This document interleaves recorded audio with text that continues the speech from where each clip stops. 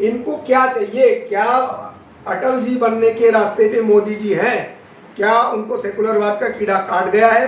और इतना काट गया है कि वो अपने आप को संभाल नहीं पा रहे हैं और सेकुलर पॉलिसी के तहत 85% वोट को छोड़ के 15-16% जो मुस्लिम वोट है उनकी तरफ भागे जा रहे हैं।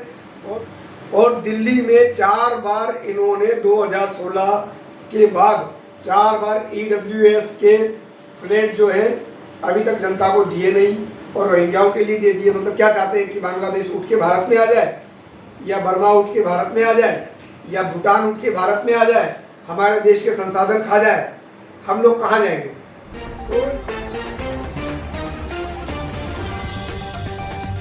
परिहार जी, ये सरकार का बार बार इस तरीके से क्या गया है केंद्र सरकार को? पहले इन्होंने किसान बिल पे यू टर्न लिया जी। अब ये रोहिंग्या वाला मामला है, इस पे अपना प्रकाश डालिए, थोड़ा सा कुछ कहिए। जी, सबसे पहले तो नमस्कार सभी आपके पाठकगण और सभी जागरूक श्रोताओं को। सरकारें यू टर्न लेती ही है, ये आपको भी विदित होगा और हम सब भी जानते हैं, लेकिन ये सरकार कुछ ज़्यादा ही यू टर्नवादी हो रही है मेरी नज़र में। जैसा कि आपने कहा कि किसान बिल पे भी उसने यू टर्न लिया। पहले ये तो इतना अच्छा है, अमृत है, बाद में बोला कि ये तो जहर है। तो जनता तो यही कंफ्यूज है कि अमृत कौन सा था और जहर कौन सा था, या दोनों अमृत है या दोनों जहर है। दूसरी बात, इससे पहले भू अधिग्रहण में भी इन्होंने यही किया था। कई बार जागरूक पत्रकारों और जागरूक लोगों ने ये सरकार को निर्देश दिया और संज्ञान में लाया कि ये कढ़ी चावल जनता नहीं खाना चाहती। कढ़ी चावल से मतलब समझ रहे हैं ना कि किसी भोज में अगर बुलाया गया आदमी को जबरदस्ती आप कढ़ी चावल खिला रहे हो, उसकी नहीं खाने की इच्छा है। आपने सदन में चुनी हुई सरकार जब भूमि अधिग्रहण का कढ़ी चावल जनता को खिलाना चाहती थी, उसको नहीं खाया। और वही कढ़ी चावल माननीय जेटली साहब के सर पे वो कढ़ी चावल उड़ेला, और जब उस कढ़ी चावल का अच्छा रायता फैला तो उन्होंने यू टर्न लिया।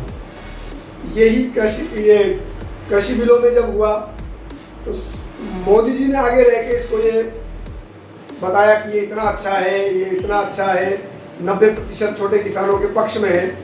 लेकिन फिर वही कढ़ी चावल जनता ने इनके सर पे फेंका और फिर रायता फैला और फिर उन्होंने बंद किया। ऐसा ही एक नया रायता कल संज्ञान में आया है कि माननीय शहरी विकास और ग्रामीण विकास मंत्री हरदीप सिंह पुरी, जो मोदी जी के बहुत लाडले हैं, अमित शाह के बहुत लाडले हैं, उन्होंने अपनी छवि चमकाने के लिए, मैं तो यही कहूँगा कि छवि चमकाने के लिए है कि पता नहीं अपनी वाहवाही लूटने के लिए है, उन्होंने भारत में रोहिंग्याओं को EWS के फ्लैट देकर वहाँ पे सिक्योरिटी के साथ उनको शरणार्थी कबूल कर लिया और ट्वीट कर दिया ट्विटर पे। लेकिन जनता ने, जब देश की जागरूक जनता ने इस पे संज्ञान लिया, तब उनको पता चला कि ये तो रायता फैल गया। आप ये बताइए, हम कुछ पूछना चाहते हैं आपके माध्यम से और जागरूक जनताओं लोकतंत्र के माध्यम से, कि हमारे देश में बेघर लोगों को घर नहीं है, देश की जनता सड़कों पर है। दिल्ली में खुद लाखों लोग इधर उधर झोपड़पट्टी में और सड़क पर रह रहे हैं। अगर आपको देखना है तो स्पेशल स्टोरी करके हम दिखा सकते हैं कि RK पुरम आपके कार्यालय से लेकर लोकसभा के रास्ते में 10,000 आदमी झोपड़पट्टी और रास्ते में, उनको इनसे मकान दिया नहीं गया।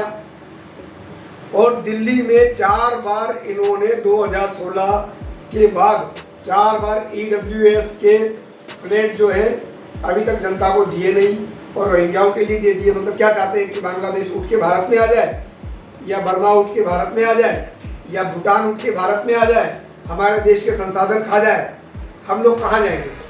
तो ये मूर्खतापूर्ण निर्णय लेने वाले ऐसे मंत्रियों को तुरंत बर्खास्त किया जाना चाहिए।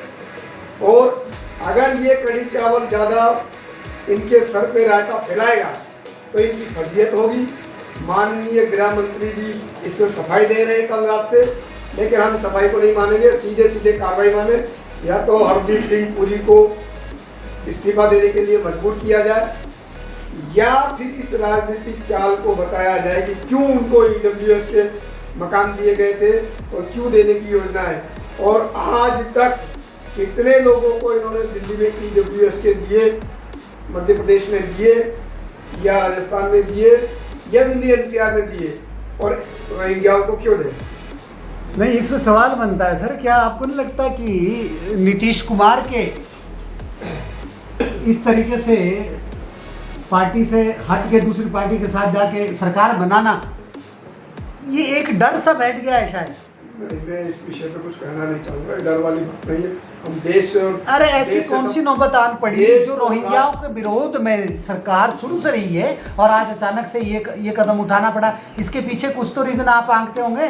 आपको क्या लग रहा है 2024 है, इसका मतलब 2024 में ये उस सो कॉल्ड अल्पसंख्यक समाज को साधने के लक्ष्य को लेके? अल्पसंख्यक समाज के वोट है कितने और अल्पसंख्यक क्या रोहिंग्या? तो क्या ऐसी कौन सी मजबूरी आ गई? नहीं, वही तो हम भी वही जानना चाह रहे हैं। हमारा भी कल रात से ध्यान वहीं पर केंद्रित है कि इनको क्या चाहिए। क्या अटल जी बनने के रास्ते पे मोदी जी हैं?